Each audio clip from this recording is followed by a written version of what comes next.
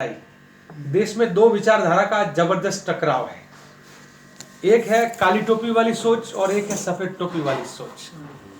काली टोपी लोगों की जिंदगी में अंधेरा लाने का काम और खोखला राष्ट्रवाद चलाती है। मैं आप स्टूडेंट हैं, लॉ के भी स्टूडेंट हैं और आप पढ़े लिखे हैं तो रैशनली सोचते हैं। आजकल लोग इमोशनली बहुत सोचते हैं, रैशनली थोड़ा कम हो गए हैं।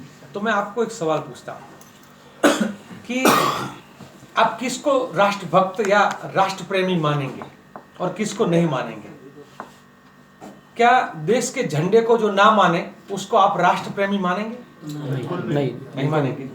जो देश के संविधान को नहीं माने उसको आप राष्ट्र प्रेमी मानेंगे? नहीं। जो राष्ट्रगान को नहीं माने उसको आप राष्ट्र प्रेमी कहेंगे? आरएसएस तीनों को नहीं मानता।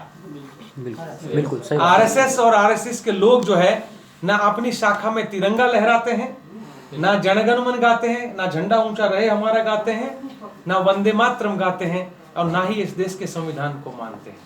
फिर भी वो राष्ट्रभक्ति का सर्टिफिकेट इस देश में बांटने का काम करते हैं। तो हम उसके खिलाफ लड़ाई लड़ रहे हैं कि सच्ची लड़ाई, सच्चा राष्ट्र प्रेमी तो वो होता है कि जो राष्ट्र के वाद के नाम पर वाद विवाद खड़ा ना करे, जाति, धर्म, प्रदेश और भाषा के नाम पर इस देश का बंटवारा ना करे, इस देश की एकता और अखंडता के लिए जरूरत पड़े तो त्याग और बलिदान करे, वो राष्ट्र प्रेमी होता है।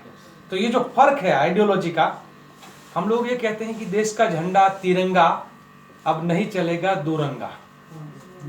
दोरंगा झंडा किसका है आप जानते हैं? ठीक है। देश में आज एक रंग का झंडा का भी बहुत चल रहा है कि भाई एक ही रंग का झंडा होना चाहिए।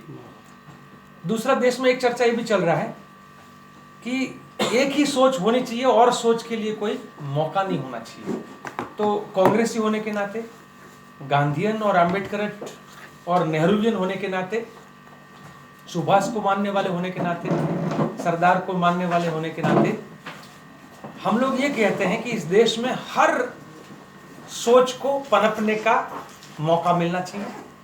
फ्रीडम ऑफ एक्सप्रेशन हर किसी को होना चाहिए अपने आज़ादी में, ये आपका कॉन्स्टिट्यूशनल फंडामेंटल राइट है।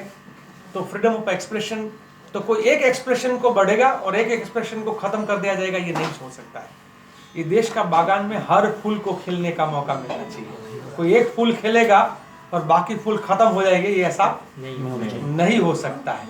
इसीलिए हर जाति, धर्म, भाषा, प्रदेश, रंग और जेंडर या क्लास और उम्र के भेद के बिना हर किसी को भारतीय होने के नाते अपनी बात को रखने का, अपनी सोच को रखने का और अपने मानवीय अधिकारों का